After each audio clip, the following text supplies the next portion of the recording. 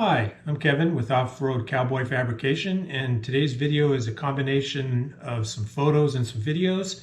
The work I did was before I started doing all this videoing for YouTube, and what it's going to consist of is the re-splining of the output shafts. I shortened and splined the output shaft from the NP435 to 27 splines to go mate with the 203.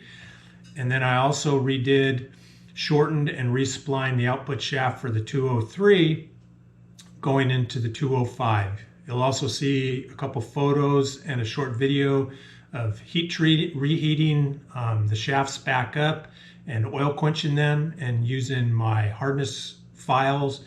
Got a Rockwell hardness of between 45 and 50, which I feel should be just about right. If you have any comments, please list them below. Otherwise, at the end of the video, please like and subscribe. Thank you.